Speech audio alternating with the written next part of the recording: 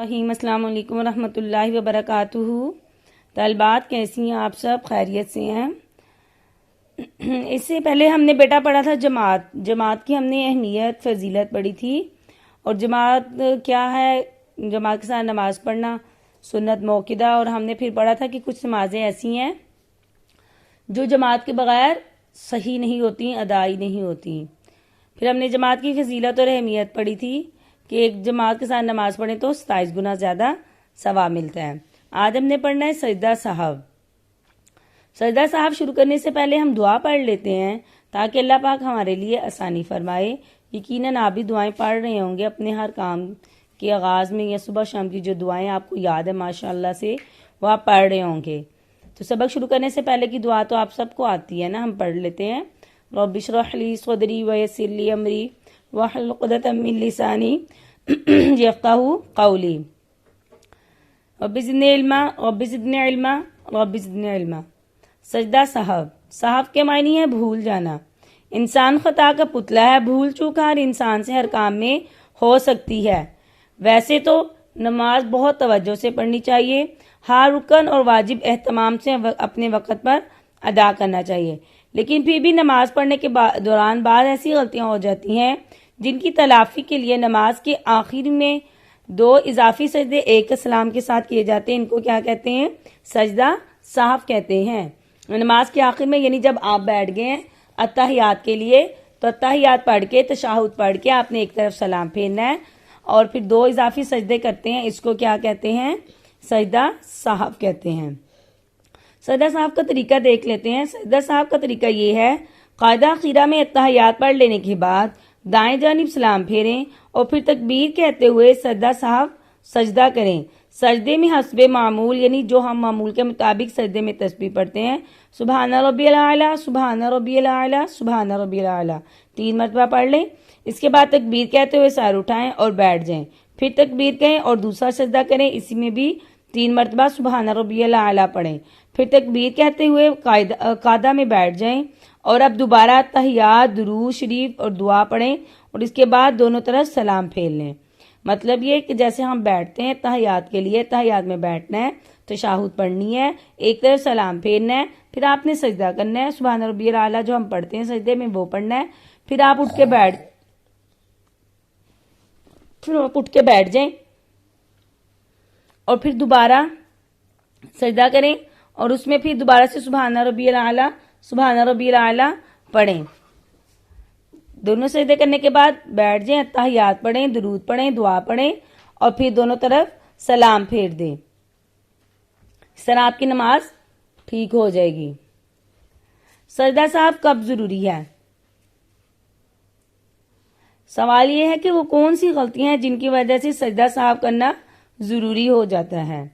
عزیز طلباء و طالبات، اس کی تفصیل بہت زیادہ ہے، بس اس کے لیے ہم چند اصول ہیں ان کو پڑھ لیتے ہیں۔ وہ اصول یاد رکھیں گے تو یاد رکھنا آسان ہو جائے گا۔ پہلا اصول، بھولے سے کسی واجب کا چھوٹ جانا۔ مثلا قوما واجب ہے، اگر کوئی شخص بھولے سے رکوع کے بعد قوما کرنے کی بجائے فوراً سجدے میں چلا جائے تو اس کے لیے ضروری ہے کہ وہ نماز کے قاعدہ اخیرہ میں سجدہ سہو کر لے۔ سجدہ سہو سے اس کی غلطی جو کی تھی وہ ٹھیک ہو جائے گی اور نماز دوبارہ پڑھنے کی ضرورت نہیں ہوگی۔ دوسری مثال، 4 رکعت یا 3 رکعت والی نماز میں قاعدہ اولیٰ واجب ہے۔ اگر کوئی شخص قاعدہ اولیٰ میں بیٹھنا بھول گیا اور سجدہ کے بعد قیام کے لیے اٹھنے لگا، لیکن جب تک بیٹھنے کے قریب ہو یعنی آدھا دھڑ سیدھا نہ ہوا ہو اور اس کو قاعدہ یاد آ جائے، یعنی ابھی نیچے والی ٹانگیں نہیں کھلی، بس ایسے ہے کہ ابھی اٹھنے لگا تھا اور فوراً یاد آ گیا ٹانگیں نہیں کھلی، تو وہ بیٹھ جائے اور اتحیات پڑھ کر باقی نماز پوری کر لے، اور اس صورت میں سجدہ سہو واجب نہیں ہوگا۔ البتہ اگر کھڑے ہونے کے قریب ہو جائے، یعنی نیچے والی ٹانگیں کھل گئی ہیں، ٹھیک ہے، نیچے والا دھڑ کھل گیا، سیدھا ہو گیا، تو قاعدہ اولیٰ چھوڑ دے اور قیام کے لیے کھڑا ہو جائے اور باقی رکعتیں پڑھ لے اور آخر میں سجدہ سہو کر لے، اس لیے کہ اس نے قاعدہ اولیٰ اس سے چھوٹ گیا جو نماز میں کیا تھا؟ واجب تھا۔ سجدہ سہو کرنے سے اس غلطی کی تلافی ہو جائے گی اور نماز ٹھیک ہو جائے گی۔ دوسرا اصول، کسی فرض یا واجب کی ادائیگی میں 3 مرتبہ سبحان اللہ پڑھنے کی مقدار تاخیر کرنا۔ مثلا یہ نماز کی ہر رکعت میں قیام فرض ہے، دونوں سجدے بھی فرض ہیں اور ایک فرض کے بعد دوسرے فرض کی طرف منتقل ہونا بھی ضروری ہے، لہذا پہلی رکعت میں دونوں سجدے ادا کرنے کے بعد دوسری رکعت کے لیے فوراً کھڑا ہونا ضروری ہے، یعنی ایک رکن کے بعد دوسرا رکن کرنا واجب ہے۔ اگر کوئی شخص پہلی رکعت کے بجائے کھڑے ہونے کی بجائے بھولے سے بیٹھ گیا اور اتنی دیر بیٹھا رہا کہ جتنی دیر میں 3 مرتبہ سبحان اللہ سبحان اللہ سبحان اللہ پڑھا جاتا ہے، پھر اس کو یاد ہے تو اس پر کیا ہوگا؟ سجدہ سہو کرنا ضروری ہوگا۔ ایک رکن کے بعد دوسرا رکن کرنا ضروری ہے۔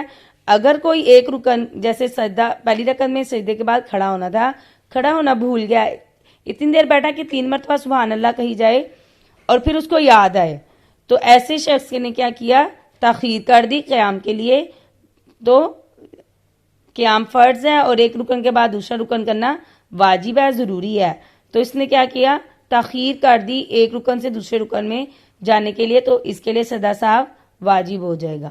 دوسری مثال ہے قاعدہ اولیٰ میں بیٹھتے ہی اتحیات پڑھنا واجب ہے۔ اگر کوئی شخص قاعدہ اولیٰ میں بیٹھ گیا لیکن سوچنے لگا اور اتحیات پڑھنا شروع نہیں کی اور 3 مرتبہ سبحان اللہ پڑھنے کی مقدار تاخیر ہو گئی، تو اس کے لیے سجدہ سہو کرنا ضروری ہے، اس لیے کہ اتحیات پڑھنا واجب ہے، تو واجب کو ادا کرنے میں تاخیر کر دی۔ تیسرا اصول، واجب کی ترتیب تبدیل کرنا۔ مثلا فرض نماز کی پہلی 2 رکعتوں میں جبکہ واجب، سنت اور نفل نماز کی تمام رکعات میں سورہ فاتحہ پڑھنا اور اس کے بعد سورت ملانا واجب ہے۔ اگر کوئی شخص اس ترتیب کو تبدیل کر دے، یعنی سورت پہلے پڑھ لے اور فاتحہ بعد میں پڑھے، تو اس لیے اس کے لیے سجدہ کرنا ضروری ہوگا۔ اس نے کیا کیا؟ واجب کی ترتیب کو آگے پیچھے کر دیا۔ ویسے قرات کرنا فرض ہے، سورہ فاتحہ اور سورت ملانا فرض ہے، یعنی ان دونوں میں سے اگر کوئی کچھ بھی نہیں پڑھے گا تو اس کا فرض ادا نہیں ہوگا، فرض نہیں ادا ہوگا تو نماز نہیں ہوگی۔ لیکن اگر کسی نے فاتحہ کی ترتیب، تلاوت کی جو ترتیب ہے وہ بدل دی، فاتحہ کو بعد میں پڑھا، سورت کو پہلے پڑھ دیا، ترتیب بدلنے سے کیا ہوگا؟ سجدہ سہو کرنا لازم آئے گا۔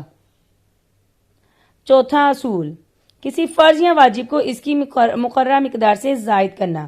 مثلا رکوع 1 فرض ہے، اب کوئی شخص 2 رکوع کر لے، یا سجدے 2 فرض ہیں کوئی 3 کر لے، اتحیات 1 مرتبہ پڑھنا واجب ہے کوئی 2 مرتبہ پڑھ لے، ان سب صورتوں میں فرض یا واجب کی جو مقررہ مقدار تھی اس نے کیا کیا؟ اس کو زائد کر دیا، تو زائد کرنے کی وجہ سے کیا ہوگا؟ سجدہ سہو ضروری ہوگا۔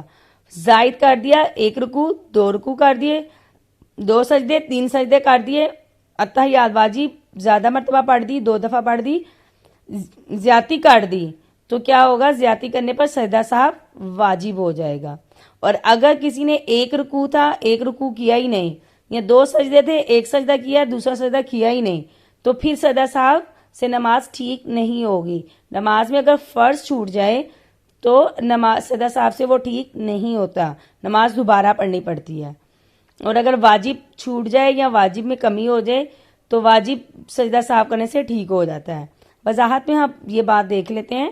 اس بات کی وضاحت ضروری ہے کہ ان افعال کی وجہ سے سجدہ سہو اس وقت واجب ہوتا ہے جب یہ بھولے سے ہوں۔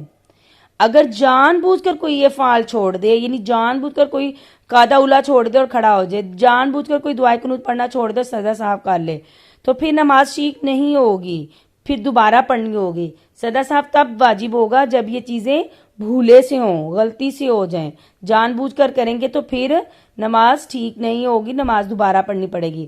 اسی طرح اگر ایک نماز میں ایسی باتیں جن میں سجدہ سہو واجب ہوتا ہے ایک سے زائد ہو جائیں، مطلب ایسا ہو جائے کہ سورہ فاتحہ بھی آگے پیچھے کر دی اور 3 سجدے کر لیے یا تحیات کو 3 دفعہ پڑھ لیا، تو 1 مرتبہ سجدہ سہو کرنے سے ساری غلطیاں ٹھیک ہو جائیں گی، یعنی ایک غلطی 2-3 غلطیاں ہوگی تو سجدہ سہو ایک ہی ہوگا۔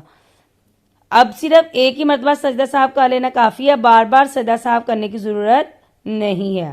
نمبر 3، سجدہ سہو بھولے سے واجب چھوٹنے پر ہوتا ہے۔ اگر بھولے سے فرض چھوٹ جائے تو سجدہ سہو کافی نہیں بلکہ نماز دہرانی پڑے گی، یعنی اگر بھولے سے واجب چھوٹ جائے، واجب چھوٹنے پر نماز سجدہ سہو کرنے سے ٹھیک ہو جائے گی، لیکن اگر فرض، میں نے آپ کو بتایا بیٹا پہلے، اگر فرض چھوٹ جائے، قرات کی نہیں، رکوع کیا ہی نہیں، سجدہ ایک کر دیا، تو پھر کیا ہوگا؟